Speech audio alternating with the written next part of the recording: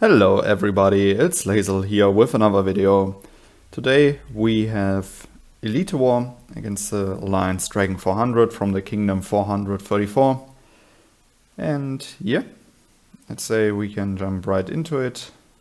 Formation is done, artifacts are done, we are in our war gear. So yeah, let's give it a try. Send our Elite War formation, and does it fit like that? Yeah. Alright. We are testing some new formations, so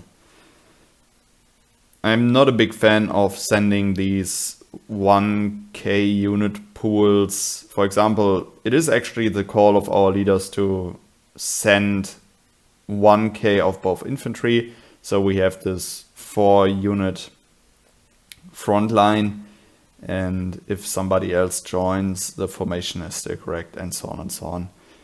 And for me, I haven't added it so far. I probably will, but I also would like to have the option of simply being able to, when I see something happen, that I just jump over, go do my own stuff and have a good formation. Because if I would send 1k of each infantry now, that would screw my formation. So yeah, I will test it like that. Usually I'm not the person who joins first, as I know how to time it and stuff like that. So I give it a try. Should actually, just for the sake of the alliance and all of that stuff, because it's the call of our leaders, add these 1k meat shields, but for this run I will try it without and see how this goes. So we are about to start, so let's go.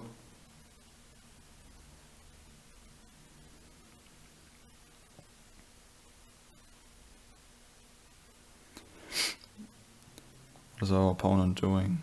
No, okay, simply walking.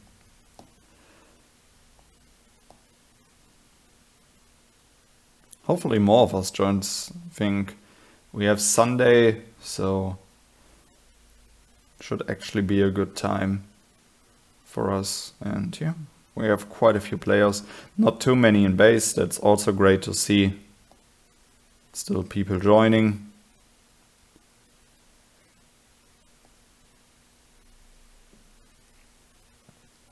Where do I need to go? I need to be in 5, alright.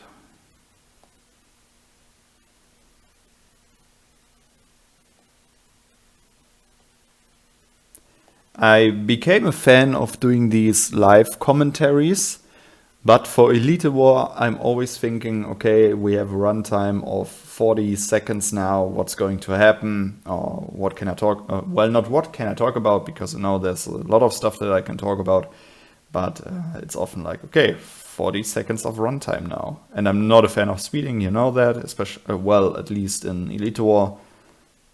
So yeah. On bases, yeah, not that many. Might be interesting for speed attack. I hope we play it aggressive now and we just go for an aggressive call in 8 and move forward. But we'll see. I expect that there's a call about to come now. In Elite War, I don't equip my golden armor, simply because I like to have more offensive stats, like with Guzli, with the additional attack boost from it. But lately I have the feeling I'm also considering doing a video about it, that maybe, well, I don't want to say maybe, but it feels like that going for Guzli, well, I don't want to say it's a mistake, but when I look at my army formations, it's so interesting because Guzli actually comes to use for me only in Void War. In all other events, I don't really equip it. Why? Because I prefer Mjolnir for the additional attack boost. I want the golden armor because it's very helpful for my front line. And then I'm often sitting there and considering if I want to replace Muramasa with Guzli.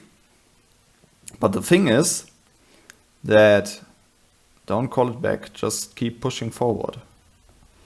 And I'm always sitting there thinking, is this artifact a good choice? Because it comes to use only once a month, where I play with pure cavalry and angel formation. So then I have no problem with moving out the Muramasa, because cavalry angels is my SOS formation. Maybe like 10k of mages, but then I really have no problem with removing the Muramasa and missing out on mage damage. And then I'm always thinking, okay, maybe simply keeping Muramasa isn't too big of a difference, because it's just a 1 month thing where I go for the Gusli artifact. But I'm hoping with higher levels of the Gusli artifact it will get a way better presence. I'm really stoked for the next star, which I'm getting closer and closer. With the 4th star I will get cavalry tech.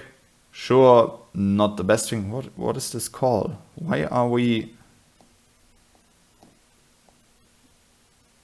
Okay, well, I do respect our leader for doing the calls and I follow them. But what I would do now here, I would send players from 8 to 10 to be more aggressive against our opponent. And yeah, just see how it works out. Because here are enough people that can block them, and we could also pressure them. I think sometimes, or in most cases, you need to be very aggressive in Elite War. You have to lead the tone and see if the opponent's leader adjusts to it and starts a defensive play. First of all, always find out who has the angel advantage. Look for a big battle. This is kind of what we are doing right now, but I would do it by forcing it from my side. Always go for a big battle, see who has the angel advantage, and that often determines, okay, we are in the lead or our opponent is in the lead, and that gives you the information who is in charge. So, but coming back to artifacts, I have really high hopes for the next star of Gusli, because it will increase the damage against angels. That will help me a lot. It will give a small attack boost, but there are about to be 11% of cavalry attack.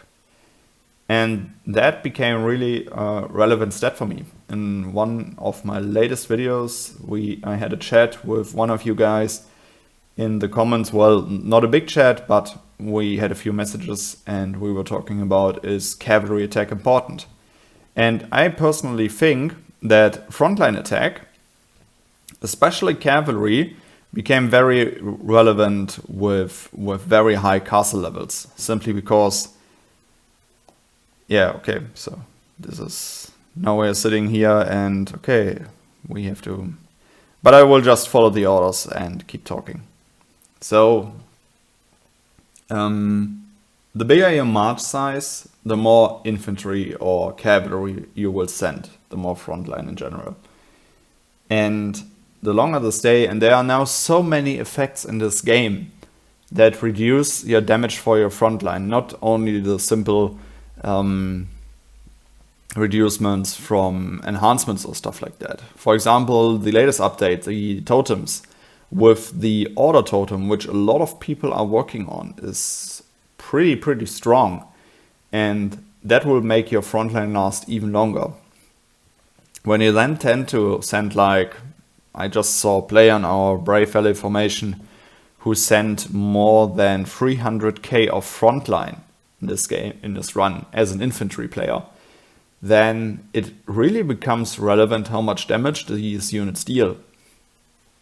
And then, in my opinion, it's completely fine if your backline damage falls behind, if fighting is your priority. There are quite a few events where backline damage is relevant. For example, the how's the event called on Monday? The Anubis Lord, no, not Anubis Lord, the Dark Abyss Lord, right? and their backline damage is more relevant than frontline damage, but that also depends on your total troop count. All in all, it's simply, I'm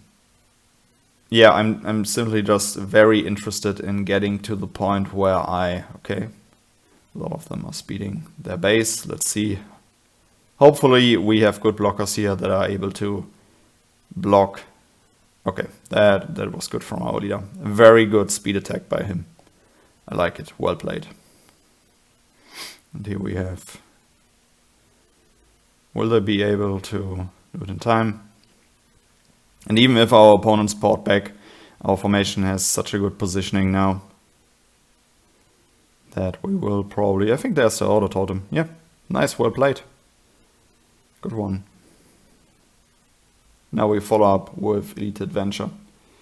Yeah, and what I was saying, frontline damage became very relevant, and as I've said, with my next Grizzly upgrade, here it is, when you see what you will refine: cavalry attack boost by 0.8, damage increased against angels by 1%.